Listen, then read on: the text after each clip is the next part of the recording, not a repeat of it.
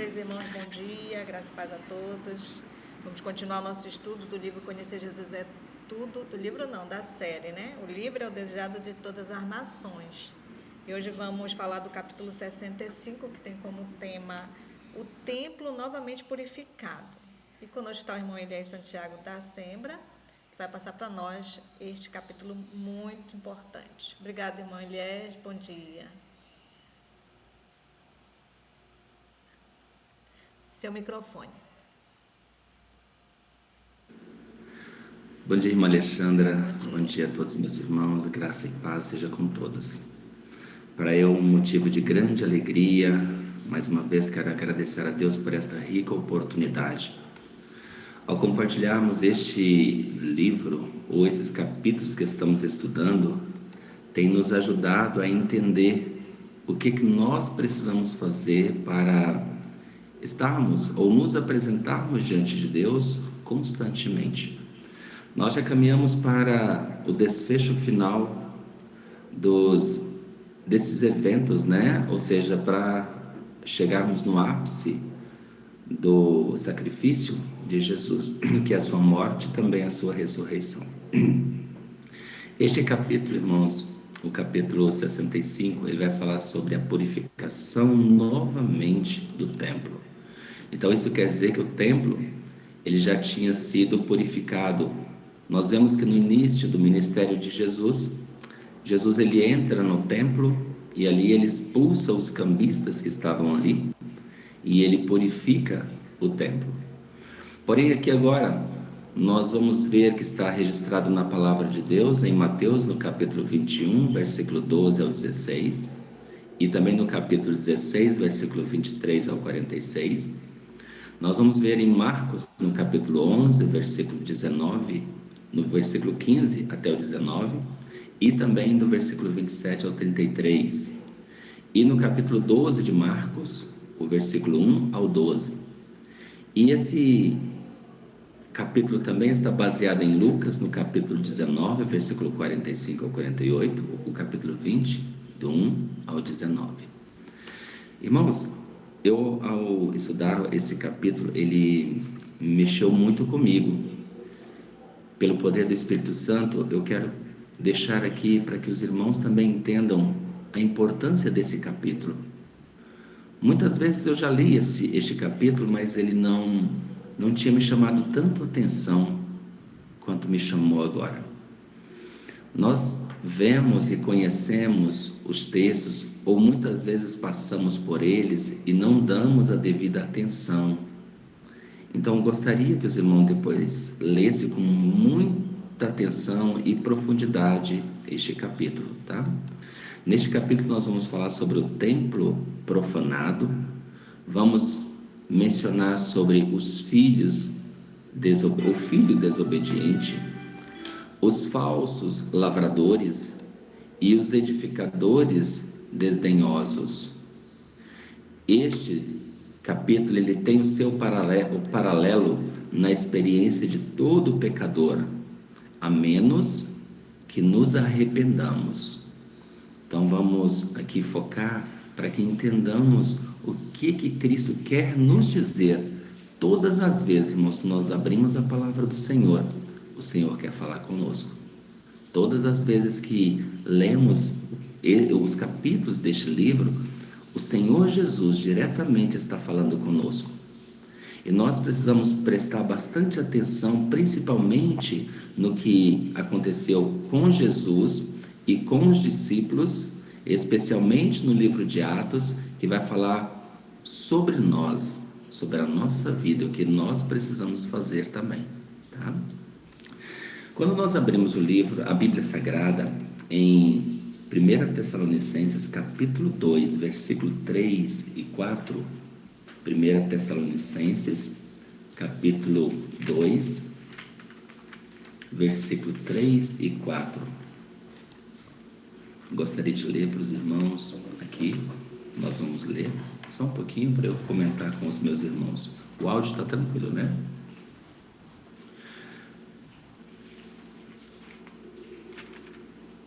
Aqui diz assim, 1 Tessalonicenses, capítulo 2, versículo 3 e 4.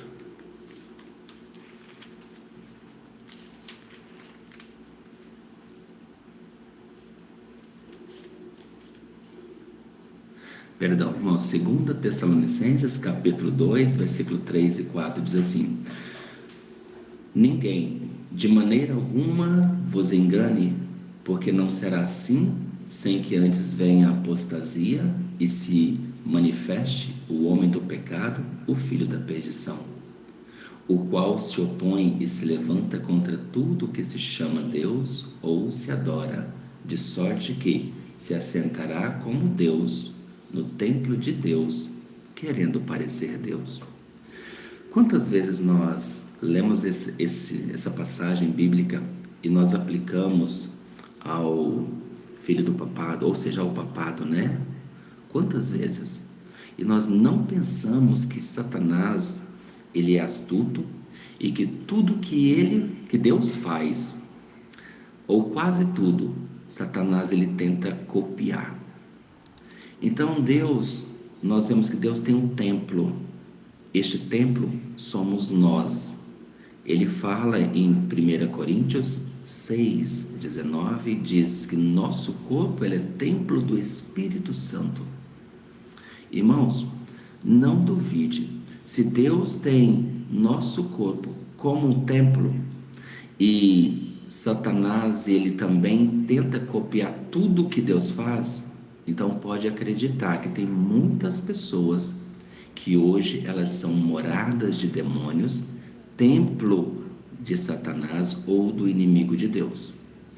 Então, quando eu li esse capítulo por outro ângulo, ele me chamou muita atenção para isto.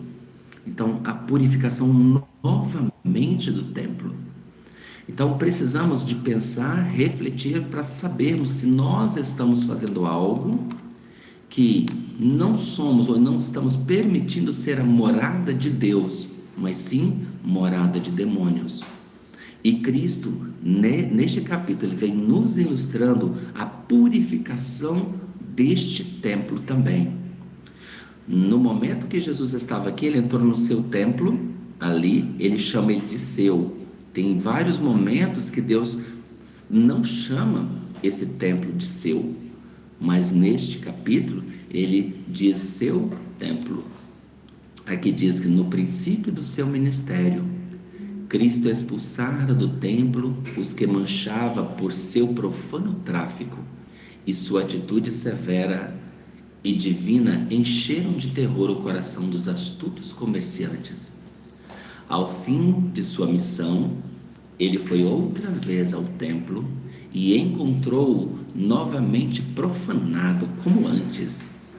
As condições que ele encontrou ali ainda eram piores. O pátio do templo estava como um vasto curral de gado, com os berros dos animais e o agudo tinir das moedas, misturava-se o som de irritadas altercações entre os traficantes, e ouviam-se entre eles vozes de homens no sagrado ofício. Os dignatários do templo empenhavam-se eles próprios em comprar e vender e trocar dinheiro. Tão completamente se achavam dominados pela cobiça de lucro, que aos olhos de Deus não eram melhores que ladrões. Queridos, nós vemos que no finalzinho do ministério de Cristo, ele vai novamente ao templo, ou seja, estava chegando já para cumprir o grande sacrifício, ou o principal objetivo porque ele veio aqui na terra, nos resgatar. Mas antes dele morrer na cruz, ele novamente purifica o templo. Nós vemos que quando Jesus entra na cidade de Jerusalém, ele estava cumprindo aqui as festas. Quando nós vemos sobre as festas, são 7 festas que aconteciam em Israel, mas 2 chamavam muito mais atenção porque nela sacrificavam muitos animais, que é a festa da Páscoa. Nós vemos que tem a festa dos pães asmos, as festas das primícias e a festa dos Pentecostes. Estas 4 primeiras festas acontecia ou apontava para a tipologia de Cristo na primavera, referindo-se ao seu primeiro advento. E as 3 últimas festas referindo-se ao segundo advento de Jesus, dos quais eram as festas das trombetas, a festa da expiação, e depois da festa da expiação começava a festa do tabernáculo ou dos tabernáculos, e conhecido também como festa das cabanas. Então essas três festas de outono. Então ao todo são 7 festas.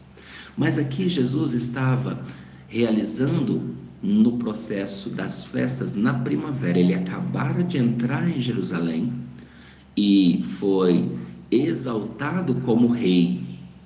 E ele agora dirige-se ao templo para fazer essa purificação. E ali ele encontra, irmãos, novamente aqueles dignatários, aqueles que eram para ser representantes de Cristo, que precisava oficiar, que estava derramando o sangue dos animais, os cordeirinhos, e que aquele sangue simbolizava o derramar do sangue do Filho de Deus. Então Jesus ali muito se indignou. Então nós vamos ver aqui que eles estavam ali comercializando. E isto traz para nós hoje, nós vemos que precisamos fazer aplicações para os nossos dias. Como que se encontra hoje a maioria das religiões? Como nos encontramos no templo de Deus? Será que nós estamos também sendo cambiadores? Será que estamos comprando, vendendo, indo ali só para comprar mercadoria ou barganhar com Deus? Será que estamos fazendo isso? Então fica aqui para a nossa reflexão também. E aí nós vamos continuar, que diz assim: pouco percebiam os sacerdotes e principais a solenidade da obra que ele cumpria realizar. Em toda Páscoa e festa dos tabernáculos, milhares de animais eram mortos, e seu sangue recolhido pelos sacerdotes e derramado sobre o altar. Os judeus familiarizaram-se com a oferta de sangue e quase perderam de vista o fato de ser o pecador o que tornava necessário todo esse derramamento de sangue de animais. Não discerniam que isso prefigurava o sangue do querido Filho de Deus, que seria derramado pela vida do mundo, e que pela oferta de sacrifícios devia os homens ser levados e ao crucificado Redentor, ou ser levados a Cristo. Jesus olhava as inocentes vítimas do sacrifício e via como os judeus haviam tornado essas grandes convocações cenas de derramamento de sangue e de crueldade. Em lugar de humildade, arrependimento pelo pecado, multiplicaram os sacrifícios de animais, como se Deus pudesse ser honrado por um serviço destituído de coração. Deus não gosta de nada que nós fazemos destituído de amor, destituído de coração. Então Deus ama aquele que dá com alegria, aquele que faz por amor. E quando nós formos fazer qualquer coisa para Deus, precisamos de fazer com entendimento. Os próprios símbolos que indicavam o Cordeiro de Deus, havia eles transformado num meio de ganho. Assim, aos olhos do povo, foram destruída em grande parte a santidade do serviço sacrificial. Despertou-se a indignação de Jesus. Sabia que seu sangue, tão próximo a ser vertido pelos pecados do mundo, seria tão pouco apreciado pelos sacerdotes e anciãos, como os dos animais que derramavam incessantemente. Queridos, Deus estava concedendo aqui aos sacerdotes o último tempo de oportunidade. A porta da graça estava quase prestes a fechar-se para eles. Quando nós olhamos e vemos aqui na palavra do Senhor, A porta da graça foi fechada primeiramente para os sacerdotes, para os sumos sacerdotes, aqueles que oficiavam no templo de Deus. Foi fechado a porta da graça quando eles mataram o Filho de Deus na cruz do Calvário. Então, para um grupo especial, escolhido por Cristo para ser seus representantes, Deus fechou. Eles, na realidade, fecharam a porta da graça para eles. Eles rejeitaram a Cristo. Diz que contra tais práticas falara Cristo por meio dos profetas.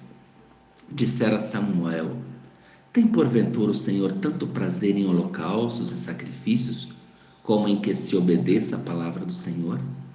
Eis que o obedecer é melhor do que o sacrificar, e o atender melhor do que a gordura de carneiro. Isaías, vendo em visão profética a apostasia dos judeus, a ele se dirigiu como príncipe de Sodoma e Gomorra. Ouvi a palavra do Senhor, príncipes de Sodoma. Prestai ouvidos à lei do nosso Deus, vós, ó povos de Gomorra. De que me serve a mim a multidão dos vossos sacrifícios? Diz o Senhor. Então eles já estavam fazendo as coisas muito mecânico. Não tinha mais o temor do Senhor, não tinha mais aquilo que nós podemos dizer que apresenta a Deus um incenso como cheiro suave, né? Não tinha mais, já estava destituído de amor, de honra e aquilo que Deus pedira no início. Ele diz: já estou farto dos holocaustos de carneiro e de gordura de animais, e não folgo com o sangue dos bezerros, nem dos cordeiros, nem de bodes, quando vindes para comparecedes diante de mim. Quem requereu isto de vossas mãos, que viesseis pisar os meus átrios? Lavai-vos, purificai-vos, tirai a maldade do vosso ato de diante dos meus olhos. Cessai de fazer o mal, aprendei a fazer o bem, praticai o que é reto, ajudai o oprimido, fazei justiça aos órfãos, tratai da causa das viúvas. Eis aqui a grande religião que Cristo nos ensinou. Esta é a verdadeira religião que Cristo quer que nós pratiquemos.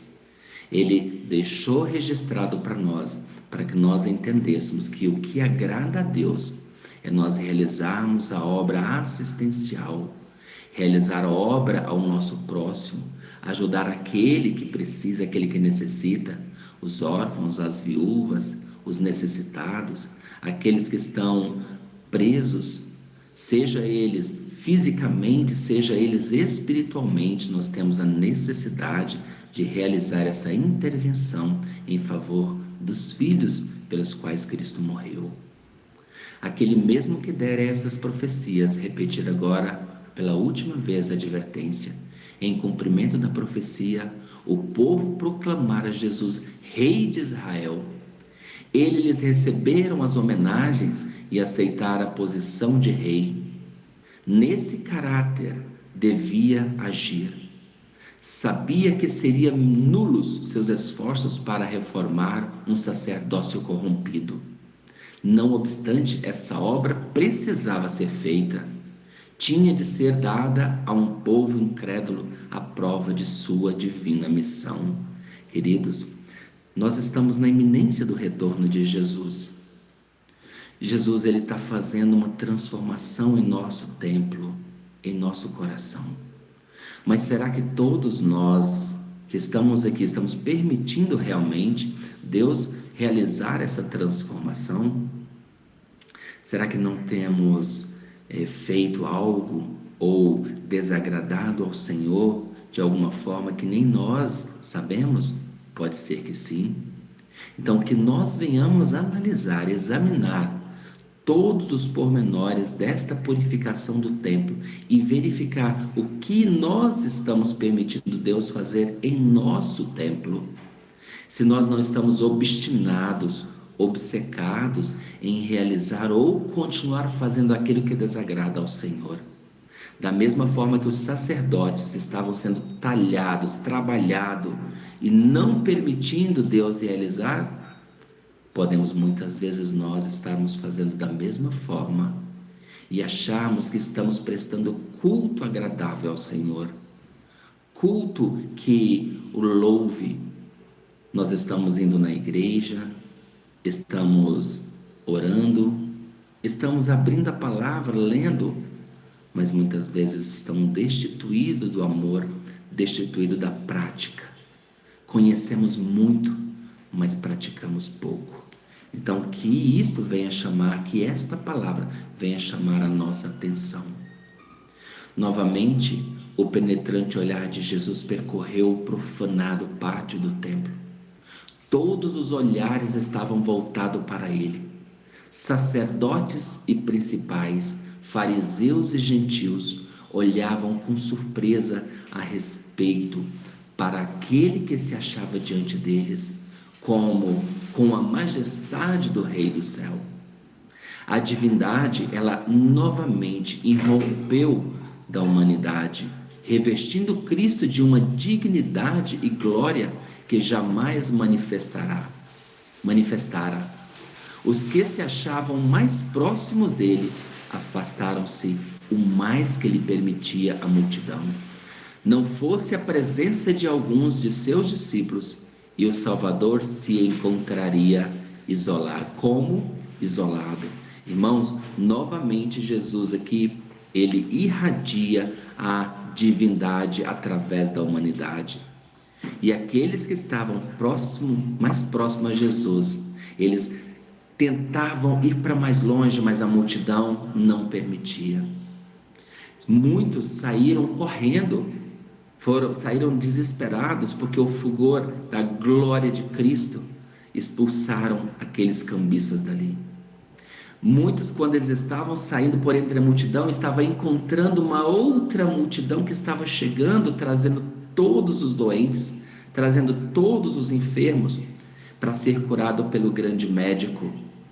E eles falaram: não vá. E muitos tentaram desanimar eles: não vá, porque lá encontramos agora um Cristo que está irado. Na realidade, Cristo estava de uma forma transtornada, não irada. Ou seja, a glória irrompeu e o pecador não pôde parar diante da glória de Cristo. Todos emudeceram. Irmãos, quando Jesus voltar, isso novamente vai se apresentar. Quantos vão emudecer, não vão poder falar nada? Quando Cristo perguntar, eles não vão poder falar nada. E aí eles vieram, aquela multidão estava vindo trazendo os doentes. Diz assim: novamente o penetrante olhar de Jesus percorreu o profanado pátio do templo, e parecia insuportável o profundo silêncio. Cristo falou com um poder que dominou o povo com uma forte tempestade. Está escrito, disse Jesus: a minha casa é casa de oração, mas vós fizestes dela covil de salteadores. Sua voz soou como trombeta através do templo. O desagrado de sua fisionomia assemelhava-se a um fogo consumidor. Com autoridade ordenou: tirai daqui estes. 3 anos antes, irmãos, os dirigentes do templo haviam se envergonhado de sua fuga à ordem de Jesus.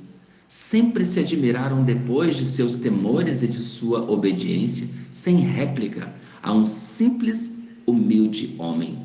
Julgaram ser impossível repetir-se a humilhante submissão. Ficaram todavia ainda mais aterrados agora que antes, e mais apressados em obedecer-lhe a ordem. Não houve ninguém que ousasse questionar-lhe a autoridade. Sacerdotes e comerciantes fugiram-lhe depressa da presença, tangendo diante deles o gado, ou levando e tirando todos os animais que estavam ali. Ou seja, o templo foi purificado. E ao saírem do templo, encontraram no caminho uma multidão que trazia os enfermos, indagando pelo grande médico. As notícias dadas pelos que fugiram fizeram com que alguns desses voltassem atrás. Irmãos, será que a gente não tem impedido muito de chegar à presença de Deus? Será que nós não temos parado pessoas que estavam indo pedir ajuda para Cristo, ser curado das enfermidades, ser talhado por Cristo, e nós, por estarmos praticando algo que não agrada a Deus, ao vermos e enxergarmos Cristo, ou a repreensão de Cristo, ter saído do templo do Senhor e impedido outras pessoas de encontrar Cristo. Cuidado, porque isso pode estar acontecendo conosco ou ter acontecido conosco. Oxalá que todos nós venhamos a arrepender se algo tiver feito com que façamos ou agimos dessa forma. E diz: temiam encontrar alguém tão poderoso cujo simples olhar afugentara a sua presença. Os sacerdotes e principais, o maior número, porém, avançou por entre a multidão apressada, ansiosos de encontrar aquele que era a sua única esperança. Ao fugir do templo a multidão, muitos ficaram atrás. A esses se reuniram, então, os recém-vindos. Novamente, o pátio do templo se encheu de doentes e moribundos, e mais uma vez Jesus os socorreu. Depois de algum tempo, os sacerdotes líderes se aventuraram a voltar ao templo. Acalmado o pânico, sentiram-se presa de ansiedade quanto ao que iria Jesus fazer em seguida. Esperava que tomasse o trono de Davi. Voltando silenciosamente ao templo, ouviram vozes de homens e mulheres e crianças louvando a Deus. Olha só o que aconteceu aqui, meus amados. Ao entrar, ficaram paralisados diante da maravilhosa cena. Viram os enfermos curados, os cegos restaurados, as vistas, os surdos ouvindo e os coxos saltando de prazer. As crianças superavam os demais no regozijo. Jesus lhes curaram as moléstias, enlaçaram-nos nos braços, receberam-lhes os beijos de reconhecido afeto, e algumas delas haviam adormecido em seu peito ao ensinar ele a multidão. Agora, com alegres vozes, os pequenos lhes entoavam o louvor, repetiam os hosanas da véspera e triunfalmente agitavam palmas diante do Salvador. O templo ecoava e reecoava as suas aclamações. Bendito que vem em nome do Senhor. Eis que o teu rei virá a ti, justo e salvador. Hosanas ao filho de Davi. Irmãos, isso aqui foi uma prévia do que vai acontecer quando Jesus voltar e nos levar para as mansões celestiais. Tudo que Cristo veio fazer neste mundo, Ele sempre deu uma prévia do que nós veremos no céu. Mas essa foi a grande e última oportunidade para os sacerdotes que fugiram do templo, mas voltando, viram todas essas maravilhas acontecendo. Então, um grupo de pessoas que estava profanando o templo saiu, e um outro grupo de pessoas entraram e ocuparam o lugar daqueles que estavam ali profanando o templo. Maravilhas foram feitas, e assim, desta forma, Cristo, Deus está fazendo também conosco. Precisamos ter o cuidado, a cautela, para que nós não saiamos do templo do Senhor e não recebamos o grande poder da transformação do nosso coração e possamos louvar a Deus aqui e lá na eternidade. O som dessas felizes e reprimidas vozes foi uma ofensa para os dirigentes do templo. Irmãos, eles não reconheceram, eles estavam possuídos por demônios. Eles não conseguiam enxergar que Cristo viera para libertar, para curar, para salvar. E eles, como representantes, precisavam ter enxergado isso. Nós precisamos de ver o que Cristo faz constantemente conosco. Decidiram-se fazer calar essas demonstrações. Disseram ao povo que a casa de Deus era profanada pelos pés das crianças e suas aclamações de júbilo. Verificando que suas palavras não causavam impressão no povo, voltaram-se os sacerdotes para Cristo. Ouves o que dizes, estes dizem? E Jesus lhes disse: sim, nunca lestes pela boca dos meninos e das crianças de peito, tirastes o perfeito louvor. Então, os sacerdotes, eles tentaram reprimir o povo, que estavam louvando a Deus, estavam adorando ao Senhor, agradecendo por tantos milagres que Cristo operara em um momento, ou seja, em um curto momento de tempo. Cristo realizara as maiores operações do Espírito, e Ele curou, Ele deu vida, Ele deu saúde, Ele libertou. Então, em pouco tempo. E aí os sacerdotes, eles queriam agora fazer o povo calar. O povo não podia calar. As crianças gritavam, cantavam hosanas e adoravam ao Senhor. E Cristo disse: olha, nunca lestes que pela boca dos meninos e das criancinhas de peito tirastes o perfeito louvor? Novamente nós sabemos que as crianças realizarão um trabalho todo especial agora, antes de Jesus retornar. Quando nós não pudermos mais falar, as criancinhas vão falar. Por isso elas precisam ser ensinadas. Predissera a profecia que Cristo seria proclamado rei. Essas palavras se deviam cumprir. Os sacerdotes e principais de Israel recusavam anunciar sua glória, mas Deus moveu as crianças para lhe servirem de testemunha. Silenciasse as vozes infantis e os próprios pilares do templo, eles entoariam um louvor ao Senhor. Pode imaginar? Se Cristo tivesse ali pedido que obedecido os sacerdotes, né? Ou as crianças tivessem calado, as próprias pedras clamariam, ou aqueles pilares do templo seriam como Cristo falar através daquela mula, né? Ali diante de Balaão. Então ele também falaria, esses pilares falariam. Os fariseus ficaram inteiramente perplexos, desconcertados. Alguém que não podia intimidar achava-se com a direção. Jesus tomara sua posição de guarda do templo. Nunca antes assumira essa régia autoridade. Nunca antes havia suas palavras e ações possuídos tão grande poder. Fizeram maravilhosas obras por toda Jerusalém, mas nunca antes por maneira tão solene e impressiva. E em presença do povo que lhe testemunhara as maravilhosas obras, os sacerdotes e principais não ousavam hostilizá-lo abertamente, conquanto zangados e confundidos por suas respostas não foram capazes de fazer qualquer coisa mais naquele dia. Agora Jesus começa o diálogo com eles. Então Jesus ia partir para os últimos diálogos com esses sacerdotes, os últimos irmãos, porque dali Jesus seria separado para ser sacrificado. Então na manhã seguinte o Sinédrio considerou novamente a atitude que devia tomar parte com Jesus. 3 anos antes tinha pedido um sinal de sua messianidade. Desde então realizara ele poderosas obras por toda a terra.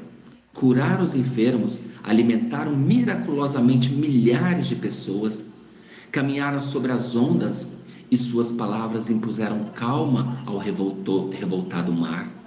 Repetidamente leram o coração dos homens como um livro aberto. Expulsaram demônios e ressuscitaram mortos. Os principais tinham diante de si as provas de sua messianidade. Decidiram então não pedir nenhum sinal de sua autoridade, mas tirar dele qualquer confissão ou declaração que o pudesse condenar. Eles estavam decididos a condenar a Jesus. Eles não mais veriam aqui, ou teriam a oportunidade, através de ver milagres, de transformação. Eles não mais teriam. Então o coração deles foram fechados. A porta da graça para eles estavam fechando. Nós vemos que Cristo trabalha de uma forma toda especial para convencer o pecador. Se possível, irmãos, Deus vai fazer milagre na vida de todos e mostrar para todos que Ele veio para salvar, para libertar, para curar. Ele vai fazer. Só compete a cada um de nós olhar e aceitar isto. Dirigindo-se ao templo onde ele estava ensinando, puseram-se a interrogá-lo: com que autoridade faz isso? E quem te deu tal autoridade? Esperava que Cristo declarasse proceder de Deus a sua autoridade. Essa afirmação intentava negar. Mas Jesus os enfrentou com outra interrogação, aparentemente ligada ao assuntos diversos, e tornou suas respostas dependente da que eles disseram a essa pergunta. Aí Jesus falou: o batismo de João, disse ele, de onde era? Do céu ou dos homens? Viram os sacerdotes encontrar-se diante de um dilema do qual nenhum sofisma os podia livrar. Se dissesse que o batismo de João era do céu, tornar-se-ia patente a sua incoerência. Cristo diria: então por que não creste? João testificara de Cristo: eis o Cordeiro de Deus que tira o pecado do mundo. Se os sacerdotes acreditassem no testemunho de João, como poderia negar a messianidade de Cristo? Se declarasse a sua crença real de que o ministério de João era dos homens, teria sobre si mesmos uma tempestade de indignação, pois o povo acreditava que João era profeta. Então eles entre si conversaram, e eles decidiram dizer que não sabia. E Cristo não respondeu também com que autoridade ele estava falando. E aí aqui diz: todas essas palavras e atos de Cristo eram importantes e sua influência devia ser experimentada em grau sempre crescente depois de sua crucifixão e ascensão. Muitos dos que tinham esperado ansiosamente o resultado da pergunta de Jesus, afinal se tornaram discípulos seus, havendo sido pela primeira vez atraído a ele. Naquele dia cheio de acontecimentos, a cena do pátio do templo nunca mais se apagaria da memória deles. Era assinalado o contraste entre Jesus e o sumo sacerdote, quando juntos falavam. Aqui apresentou a distinção entre os dignatários do templo, que estavam trajados com ricas e custosas vestimentas, tinham na cabeça uma brilhante tiara, seu porte era majestoso, os cabelos e a longa barba prateado pela idade. Sua aparência enchia de respeito os que ouviam. Perante essa augusta personagem achava-se a majestade do céu. Que contraste! Os sacerdotes bem vestidos e Cristo ali como um humilde, mas ele era a majestade do céu. E ele não tinha, ele estava sem adorno ou ostentação, tinha nas vestes o vestígio das jornadas, seu rosto era pálido e exprimia paciente tristeza. Todavia nele se estampava dignidade e benevolência, em estranho contraste com o ar do orgulhoso e presunçoso e irado sumo sacerdote. Muitos dos que testemunhavam as palavras e atos de Jesus no templo, entronizando-no daí em diante no coração como profeta de Deus. E à medida, porém, que os sentimentos populares se voltavam em favor de Jesus, o ódio dos sacerdotes crescia para com ele, e a sabedoria com que se esquivava os laços lhes armava aos pés, sendo uma nova evidência de sua divindade, acrescentava combustível à sua ira. Queridos, nosso Salvador Jesus deu provas, testemunhos, testificou. E agora Cristo começa a dar parábolas para eles, falar sobre a parábola. E ele diz: olha, havia 2 filhos. Ele disse que era para trabalhar na sua vinha. E eles disseram que não ia trabalhar. Mas depois se arrependeu e foi. E o outro que falou que iria, não foi. O que disse que não ia, se arrependeu e foi. E o que não iria, esse de que falou que iria, não foi. Aí ele pergunta: qual destes foi o filho obediente? E aí ele faz uma aplicação justamente à nação judaica, especialmente àqueles príncipes que estavam ali com o dever designado para realizar as obras de Deus. Depois ele fala outra parábola dos lavradores, que um pai de família, ele comprou um campo e plantou vinha, ele fez ali também o lagar, e aí se afastou, se ausentou. Passado um tempo ele voltou, ou seja, mas mandou servos para que fosse ali buscar o que ele havia plantado. E aqueles lavradores, eles espancaram, mataram e apedrejaram os seus profetas, ou seja, isso apontando para a nação judaica e falando para eles que eles eram aqueles. Por fim, o pai de família envia o seu próprio filho e eles matam o filho porque diz que ele era o herdeiro de tudo. E falando, eles não viam, irmãos, eles na realidade entenderam depois e eles foram lançar mão de Cristo, mas Cristo foi protegido pelos anjos e afastaram dali. E depois Jesus faz aqui outra parábola, fala sobre os edificadores que desdenhosamente rejeitaram a pedra angular, e conta a história da pedra tirada da pedreira e que foi colocado ali, deixado ali por um tempo, e que o tempo, ela resistiu ao tempo, resistiu ao sol, ao vento, resistiu a tudo, e que por fim eles, analisando essa pedra, foi colocada como pedra angular ou pedra de esquina. E ali fala sobre a pessoa de Jesus. Queridos, quanto eles tiveram oportunidade de poder arrepender-se e entender e reconhecer que Jesus era o Messias e que veio salvá-lo. Então que nós possamos ter também o ensejo de, quando Jesus falar, entender o que Jesus quer dizer para cada um de nós, arrepender-nos enquanto a porta da graça se encontra aberta. Nós vemos que tem muitas lições para nós neste capítulo, e que nós possamos tirar todos eles e entender o que Cristo quer falar para cada um de nós, e que quando houver e que haja essa transformação, essa purificação em nosso templo, que o Senhor trabalhe, talhe o nosso templo, e que ele seja pedra de esquina, e que nós caiamos sobre a pedra, e que não a pedra caia sobre nós. Se nós cairmos sobre a pedra, seremos despedaçados ou quebrados, e assim Cristo fará morada em nós. Mas se a pedra cair sobre nós, estaremos perdidos para sempre. Então que o Senhor Jesus venha nos abençoar, nos ajudar a entender verdadeiramente essa transformação, essa purificação que Cristo quer realizar em cada um de nós. Esse é meu sincero desejo e a minha oração para mim todos nesta manhã. Amém.